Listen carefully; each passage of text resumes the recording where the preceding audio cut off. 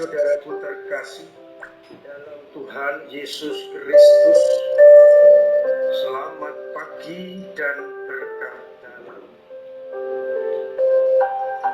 Kita berjumpa kembali dalam renungan harian Jumat 29 November 2024. Seperti biasa kita mendasarkan pada bacaan Ekaristi pagi ini. Bacaan pertama dari kitab Wahyu digambarkan oleh Yohanes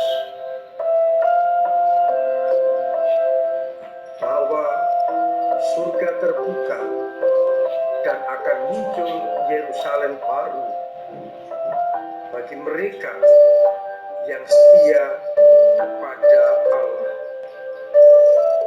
Pada waktu itu orang-orang mati akan dihakimi menurut perbuatan mereka. Mereka yang selama hidup setia kepada Allah akan masuk dan berhimpun dalam Yerusalem yang baru, surga abadi. Sedangkan pada Injil Lukas menyampaikan perumpamaan mengenai datangnya Anak Manusia. Orang akan melihat tanda-tanda dari pohon ara. Bila begini akan begitu. Dan itu benar-benar terjadi.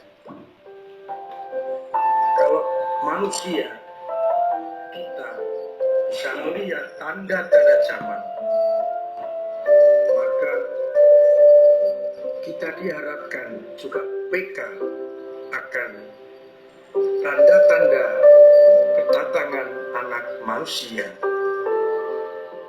didahului dengan aneka macam peristiwa yang terjadi. Sabda Tuhan tidak pernah akan berlalu sebelum terjadi. Saudari-saudaraku terkasih dalam Kristus, mendekati tahun liturgi yang akan berakhir besok, kita masih diajak untuk merenungkan soal tanda-tanda zaman yang akan mendahului akhir zaman, datangnya Anak Manusia. Kita disadarkan bahwa nanti kita akan dihakimi menurut perbuatan kita. Itu berarti semua orang tidak akan luput dari penghakiman, dan agar kita boleh masuk dalam Yerusalem baru, surga abadi, hendaknya kita hidup menurut kehendak Allah. Jangan sampai terlambat. Mulai sekarang kita hidup menurut kehendak Allah, agar ketika pada hari penghakiman tiba, kita kedapatan setia. Kita ingat perumpamaan mengenai domba dan kambing. Domba sebelah kanan dan kambing sebelah kiri. Pada hari penghakiman, kita berharap agar berada pada kelompok domba-domba, karena kita berperhatian pada orang-orang kecil, dan itu telah kita lakukan untuk Yesus Kristus. Pertanyaan pertama dan perpenuhan kita, sudahkah aku mempersiapkan diri sehingga kita nanti ketika dihakimi, kita kedapatan setia. Dari bacaan Injil, Yesus menegaskan agar kita jaga-jaga untuk menerima datangnya Anak Manusia, menyambut dan menyongsong keselamatan yang dibawa oleh Sang Anak Manusia, dengan selalu melihat dan pegang akan tanda-tanda kehadiran Allah. Jangan sampai kita terlena, terbuai oleh dunia, sehingga lupa akan datangnya Anak Manusia. Kita memperhatikan tanda-tanda itu, agar saat Anak Manusia datang, kita kedapatan setia. Mudah-mudahan dengan cara hidup baik dan meraih hidup hanya kepada Sang Anak Manusia, kita tidak akan terlena, namun kita siap ketika Sang Anak Manusia datang mengunjungi kita. Semoga hidup, karya, dan pekerjaan kita selalu merupakan bentuk berjaga-jaga menantikan datangnya Anak Manusia. Kita mengalihkan hidup kita, karya-karya kita dan perjuangan kita hanya kepada Dia yang kita nanti-nantikan. Pertanyaan permohonan kedua, sudahkah aku berjaga-jaga mengalihkan hidupku hanya kepada Dia yang aku nanti-nantikan, sehingga ketika Dia datang, kita kedapatan setia.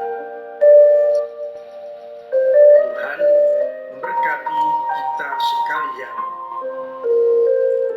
Amin. Marilah berdoa.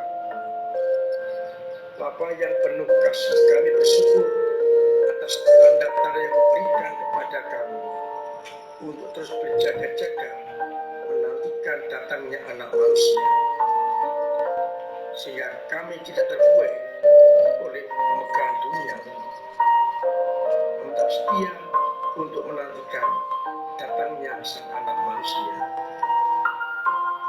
Buatlah hidup dan karya kami terarah hanya kepada Putra-Mu, agar kami terus berjaga-jaga menantikan datangnya Sang Anak Manusia. Kuatkanlah iman kami yang kadang lemah, terus oleh dunia, kadang jatuh, kadang mandek. Semoga Engkau tetap dorong, Engkau kuatkan, agar iman kami tetap tangguh, mendalam dan berkembang, sehingga tetap dapatan setia. Semoga umat-Mu yang sakit Engkau sembuhkan, yang punya beban berat Engkau ringankan, yang punya persanggupan Engkau mengurai, dan yang secara ekonomi usahanya Engkau bantu. Semoga akhirnya kami semua tetap merasakan kasih sayang-Mu. Untuk itu, sertai kami dengan berkat-Mu sendiri, Bapa dan Putra dan Roh Kudus. Amin.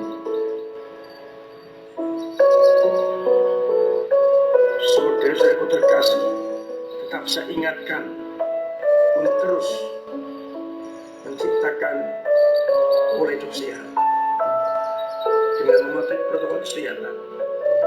Bila kita sehat, maka semua akan sehat, dan akhirnya kita bahagia. Terima kasih untuk semua usaha dan partisipasi panjenengan dalam menghadirkan kerajaan Allah. Lewat doa-doa panjenengan, pemberian diri, tenaga, karya dan waktu bagi gereja, dan juga pemberian dana yang sungguh menjadi pendorong kuat gereja untuk mewartakan Injil. Semoga akhirnya kita semua mampu untuk menghadirkan keselamatan yang datang dari Allah.